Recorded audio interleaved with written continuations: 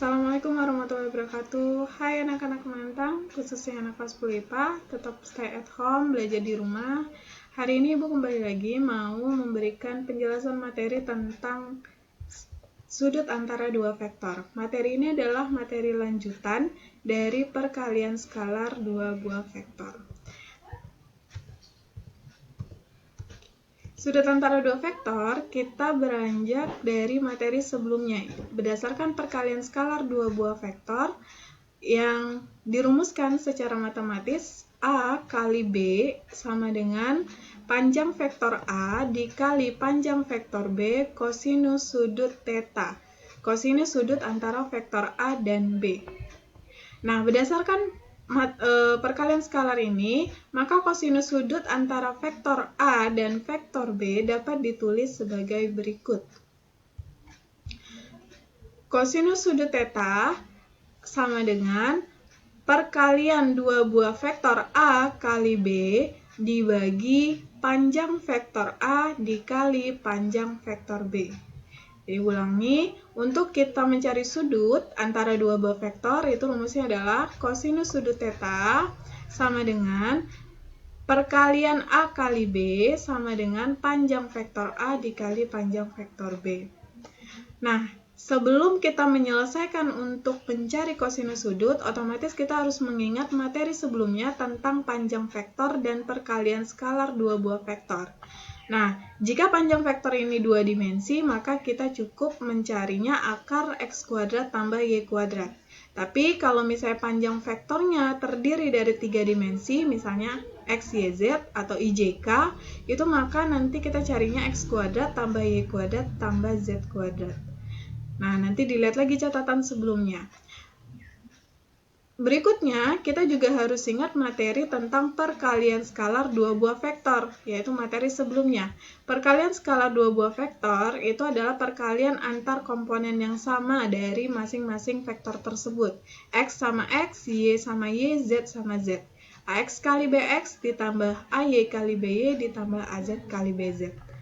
Nah, berikutnya ini ada contoh soal untuk panduan kalian sebelum mengerjakan latihan soal yang akan Ibu berikan. Tentukan kosinus sudut antara setiap pasangan vektor berikut. Nah, dikasih tahu sebuah vektor A dan vektor B. Ini berarti terdiri dari tiga dimensi. Komponennya ada X, Y, dan Z. Ini yang XA, XB, XA atau XA, YA, B, XA, YA, ZA. Ini XB, YB, ZB. Nah, untuk mencari kosinus sudutnya, sebelum kita ke rumus ini, kita harus mencari dulu perkalian dua buah skalar vektor ini, vektor A kali B. Berarti vektor A kali B ini adalah X kali X tambah Y kali Y tambah Z kali Z. X di A itu kan 2. X di B itu min 3, berarti 2 kali min 3 ditambah Y di A kali Y di B, berarti min 1 kali 2, ditambah Z di A dikali Z di B, berarti 2 kali 6. Kita tambahkan semuanya, 2 kali min 3 min 6, min 1 kali 2 min 2, 2 kali 6 12. Berarti ketika ditambahkan, min 6 tambah min 2 min 8 tambah 12 sama dengan 4. Nah, berikutnya kita harus mencari juga panjang vektor dari masing-masingnya. Panjang vektor A berarti akar dari 2 kuadrat ditambah min 1 kuadrat ditambah 2 kuadrat.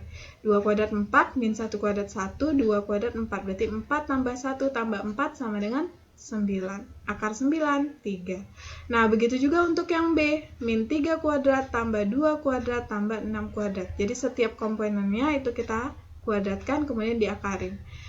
Akar 9 ditambah 4 tambah 36, berarti akar 49 sama dengan 7. Nah, semua komponen ini sudah kita cari, baru kita dapat masukkan ke persamaan kosinus sudut dua buah vektor.